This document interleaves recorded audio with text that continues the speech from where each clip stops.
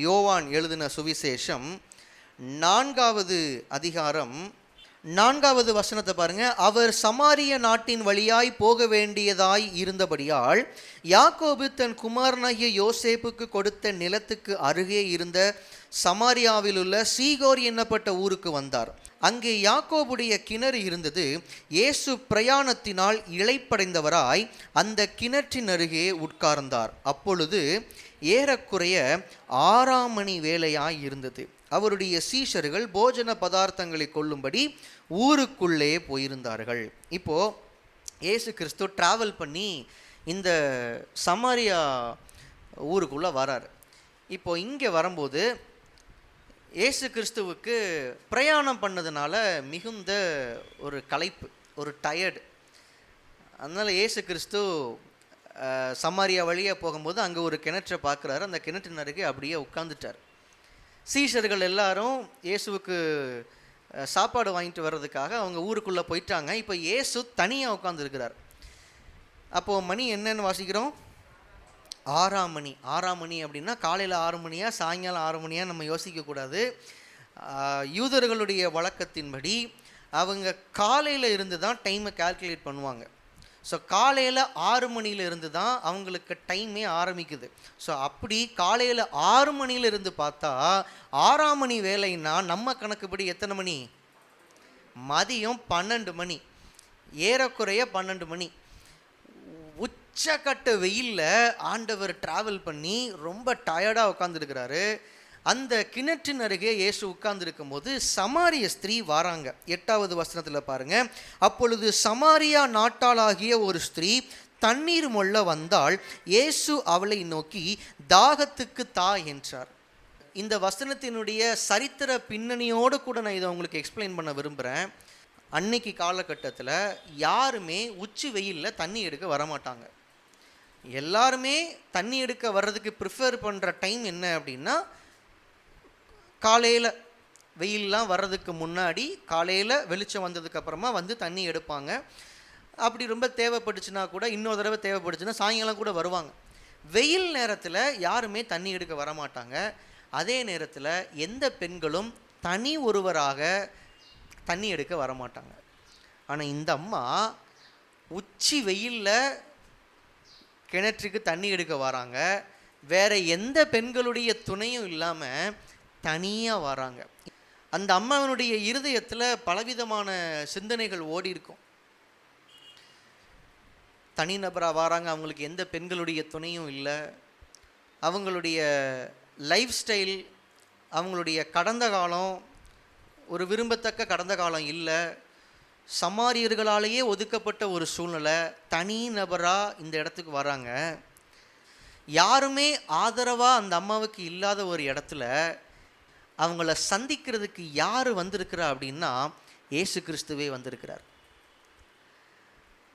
ஆனால் அவர் இயேசுங்கிறது இந்த சமாரிய ஸ்திரீக்கு தெரியாது. அவர் தேவனுடைய குமாரன், அவர் மெசியாங்கிறது இந்த உரையாடல் ஆரம்பிக்கும் போது அந்த அம்மாவுக்கு தெரியாது. அவங்க ஒரு சாதாரண ஒரு மனிதர் அப்படின்னு நினச்சிட்டு தான் பேசுகிறாங்க. அவங்களுக்கு தெரிந்ததெல்லாம் இயேசு ஒரு யூதர். ஆனால் இயேசு யாருன்னு இதை வாசிக்கிற நமக்கு தெரியும். அந்த அம்மா இயேசுகிட்ட பேசும்போது ஒரு யூத ஆணிடத்தில் பேசுகிற மாதிரி பேசுகிறாங்க. ஆனால் இயேசு அந்த அம்மா கிட்ட பேசும்போது தேவனுடைய குமாரனாக பேசுகிறார். இயேசு அந்த அம்மா கிட்ட சொல்கிறாரு, நீ தேவனுடைய ஈவையும் தாகத்துக்கு தா என்று உன்னிடத்தில் கேட்கிறவர் இன்னார் என்பதையும் நீ அறிந்திருந்தாயானால் நீயே அவரிடத்தில் கேட்டிருப்பாய். இந்த வார்த்தைகளினுடைய அர்த்தம் என்ன அப்படின்னா, யாருக்குமே கிடைக்காத ஸ்லாக்கியம் இப்போ உனக்கு கிடைச்சிருக்கு. தேவனுடைய குமாரன், எல்லாரும் எதிர்பார்த்து கொண்டிருக்கிற மெஸ்ஸியா, இப்போ நான் உன்னைய தேடி வந்திருக்கிறேன். ஆனால் நான் யாருங்கிறது தான் உனக்கு தெரியாது. அந்த அம்மாவுக்கு ஃபஸ்ட் ரியலைஸ் பண்ணல இயேசு யாருன்னு அந்த அம்மாவுக்கு தெரியாது. ஆனால் இயேசுவுக்கு நல்லா தெரியும். அவர் சொல்கிறாரு, நீ தேவனுடைய ஈவையும் உன்கிட்ட பேசுறது யாருன்னும் உனக்கு தெரிந்திருந்தாள் நீ என்கிட்ட கேட்டிருப்ப. இயேசுவினுடைய இருதயத்தினுடைய உணர்வு இதுதான். நான் யாருன்னு உனக்கு தெரியாது. நான் யார் தெரியுமா? நானே உன்னைய சந்திக்க உன்னைய தேடி வந்திருக்கிறேன் அப்படின்னா இது ஒரு சாதாரண விஷயம் இல்லை. நான் யோசிக்கிறேன், ஏறக்குறைய மதியம் 12 மணி. அந்த டைமில் பொதுவாக யாருமே கிணற்றுக்கு தண்ணி எடுக்க வரமாட்டாங்க. ஆனால் யார் வர்றா? இந்த சமாரிய ஸ்திரீ. ஏன் யாருமே வராத நேரத்தில் இந்த அம்மா வராங்கன்னா, இந்த அம்மாவுக்கு வேறு எந்த பெண்களுடைய துணையும் இல்லை. இந்த அம்மா வாழ்ந்த வாழ்க்கை நிமித்தம் அவங்க சொந்த ஜனங்களாலேயே ஒதுக்கப்பட்டிருந்தாங்க. ஒருவேளை எல்லாரும் இருக்கும்போது அவங்க வந்திருந்தாங்கன்னா இவங்களை எல்லாரும் ரொம்ப கேவலமாக ட்ரீட் பண்ணியிருக்கலாம், இவங்கள நோகடிக்கிற மாதிரி வார்த்தைகளெல்லாம் கூட பேசியிருக்கலாம், அது இவங்களுக்கு ரொம்ப கஷ்டமாக கூட இருந்திருக்கலாம். அதனால தான் யாருமே இல்லாத ஒரு நேரத்தை சூஸ் பண்ணுறாங்க. நான் யோசிக்கிறேன், அந்த அம்மா அந்த மதிய நேரத்தில் உச்சி வெயிலில் அவங்க குடத்தை எடுத்துகிட்டு தண்ணீர் எடுக்கிறதுக்காக நடந்து வரும்போது ஒருவேளை யோசிச்சிருப்பாங்க, எனக்கு மட்டும் ஏன் இப்படி ஒரு வாழ்க்கை?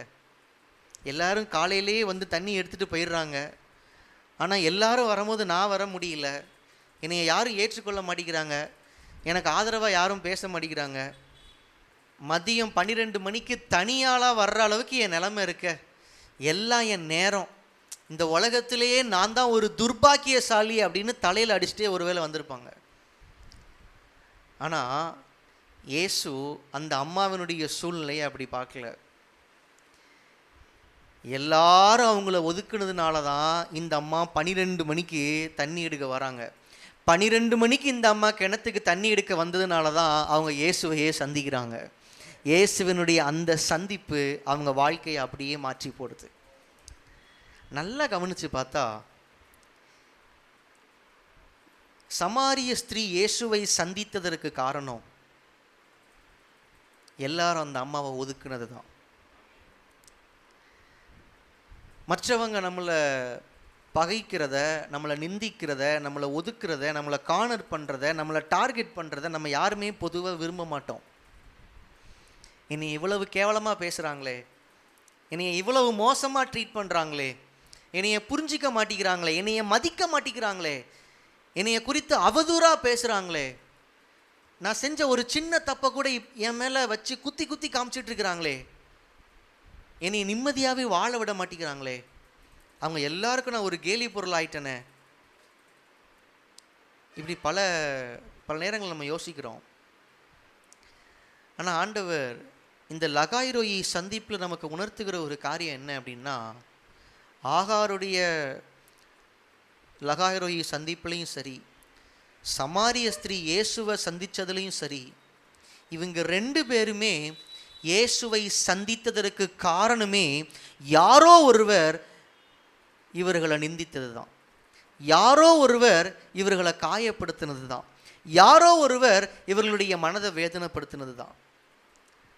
இன்னைக்கு இந்த இடத்துல மனவேதனைகளோடு கூட புறக்கணிக்கப்பட்டவர்களா, மற்றவர்களால் மதிக்கப்படாதவர்களா, தூக்கி எறியப்பட்டவர்களா இந்த இடத்துல இருக்கிறீங்கன்னா ஆண்டவர் உங்களுக்கு சொல்கிறாரு, அவங்க எந்த அளவுக்கு உங்களை தூக்கி எறிகிறாங்களோ அவ்வளவு தூரம் கர்த்தர் உங்களை சந்திக்க வராரு. இன்னைக்கு ஆண்டவர் உங்களை பார்த்து சொல்லுகிற வார்த்தை, நீங்கள் மற்றவர்களால் தூக்கி எறியப்பட்ட அந்த சூழ்நிலையில தான் கர்த்தர் உங்களை வந்து சந்திக்கிறார். இது இல்லைன்னா அது இல்லை.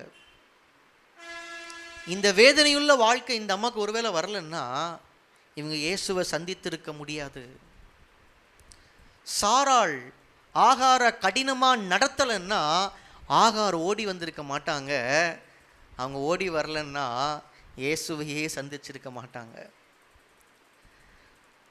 ஒரு காரியம் ரொம்ப கடினமாக தான் இருக்கும் ஏற்றுக்கொள்கிறதுக்கு. ஆனால் இது ஆண்டவருடைய வார்த்தை. உங்களை ஒருத்தர் குத்தும் போது, உங்களை ஒருத்தர் காயப்படுத்தும் போது அந்த இடத்துல ஆண்டவரை பார்த்து கண்ண மூடி இந்த அனுபவத்துக்காக நன்றி ஆண்டவரேன்னு சொல்லுங்கள். இது சொல்கிற அளவுக்கு அவ்வளோ ஈஸி இல்லை.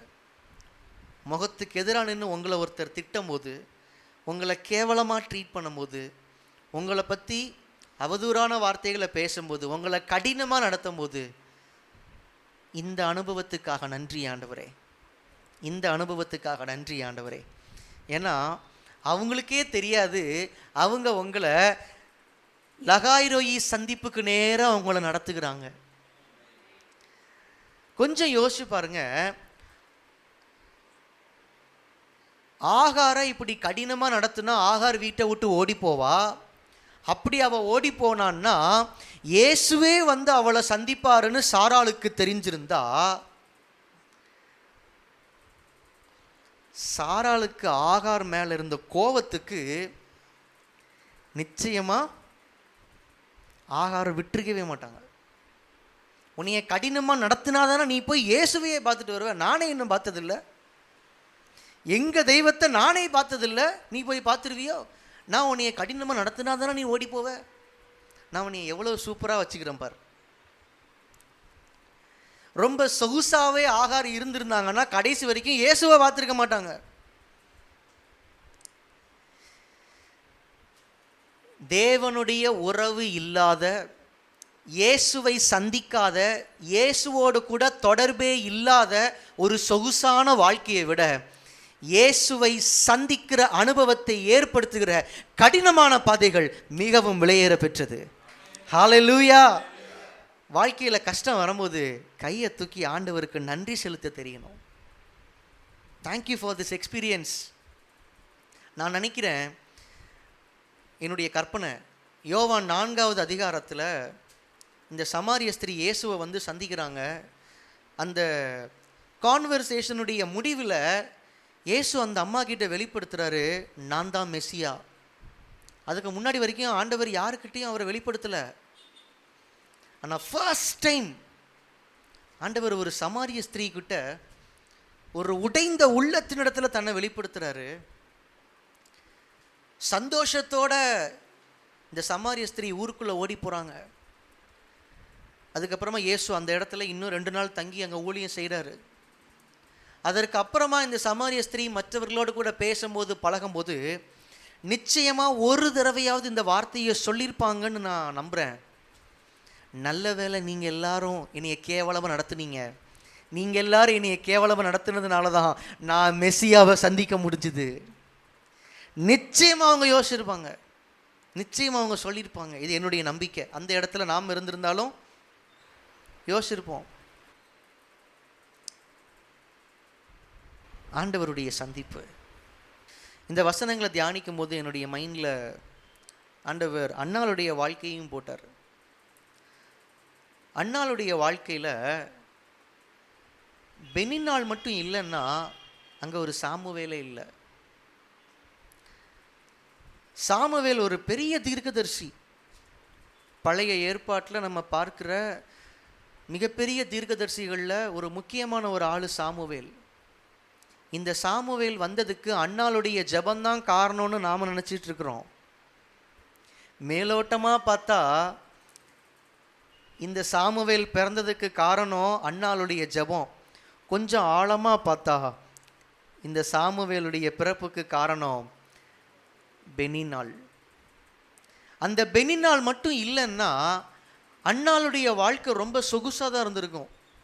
ஏன்னா எல்கானா அன்னாளை அவ்வளவு செல்லமாக வச்சுருந்தார். மற்றவர்களுக்கு கொடுக்குற பங்கை விட அன்னாளுக்கு அதிகமான பங்கு. இதுதானே நம்ம எல்லாரும் விரும்புகிறது. கற்றோருக்கு சென்ற இடமெல்லாம் சிறப்புன்னு சொல்லுவாங்கள்ல, அந்த மாதிரி ஒரு தேவனுடைய பிள்ளை எங்கே இருந்தாலும் நல்ல ஜம்முன்னு வாழணும் அப்படி தானே யோசிக்கிறோம். லைஃப்பில் ஒரு பிரச்சனையும் இல்லை, லைஃப் ரொம்ப ஸ்மூத்தாக போகுது, ஜாலியாக போகுது அப்படின்னா அதுதான் கர்த்தருடைய பிள்ளைக்கான வாழ்க்கையை நம்ம பார்க்குறோம்.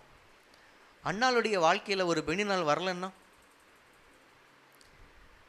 எல்கானாவுடைய அன்பிலேயே கடைசி வரைக்கும் திருப்தியாக வாழ்ந்து மரிச்சிருப்பாங்க. அன்னாளுடைய பேர் சரித்திரத்திலே இல்லாமல் போயிருக்கும். ஆனால் இந்த அன்னாளுடைய பேர் இன்னைக்கு சரித்திரத்தில் இணைக்கப்பட்டதுக்கு காரணம் ஒரு பெனின்னாள். பின் நாட்களில் இஸ்ரவேலில் சாமுவேல் தீர்க்கதரிசி அந்த உயர்ந்த இடத்தை அடைஞ்சதுக்கு அப்புறமா நான் கற்பனையாக யோசிக்கிறேன், அன்னாள் பெனின்னாளை பார்த்து சொல்லியிருப்பாங்க, என்னைய ரொம்ப இலக்காரமாக பார்த்ததுக்கு ரொம்ப நன்றிம்மா. என் மனசை காயப்படுத்தினதுக்கு ரொம்ப நன்றிம்மா. ஏன்னா நீ இங்கே அடித்த அடியில் தான் நான் தேவ சமூகத்தில் போய் விழுந்தேன். என் மன பாரத்தெல்லாம் அது வரைக்கும் நான் ஆண்டவரிடத்தில் ஊற்றினதே கிடையாது. ஒரு தனி நபராக தேவ சமூகத்தில் போய் நான் விழுந்து கிடந்ததே கிடையாது. ஆனால் உன் வார்த்தை என்னைய காயப்படுத்தினது என்னால் தாங்க முடியல. அந்த காயம், அந்த வேதனை என்னைய தேவ சமூகத்துக்கு கொண்டு போச்சு. அதனுடைய பிரதிபலன் தான் இந்த சாமுவேல். நீ மட்டும் என்னைய அன்னைக்கு காயப்படுத்தாமல் வேதனைப்படுத்தாமல் எல்கானா என்னைய நடத்தின மாதிரியே நீயும் என்னை நடத்தியிருந்தன்னா இன்னைக்கு எனக்கு ஒரு சாமுவேல் கிடைச்சிருக்க மாட்டான். சொல்லியிருப்பாங்க.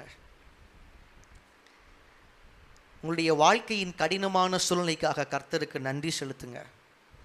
எப்பயுமே லைஃப் ரொம்ப ஸ்மூத்தாக போயிட்டே இருக்கணும், என்னைய சுற்றி இருக்கிறவங்க என்னைய சந்தோஷப்படுத்திகிட்டே இருக்கணும், எல்லாரும் என்னை ரொம்ப அப்ரிஷியேட் பண்ணணும், எல்லாரும் என்னை ரொம்ப புகழணும், எல்லாரும் என்னை ரொம்ப சொகுசாக வச்சுக்கணும் அப்படி நினைக்காதீங்க. சிலர் உங்களை கஷ்டப்படுத்திட்டோம், அதற்காக கர்த்தருக்கு நன்றி செலுத்துங்க.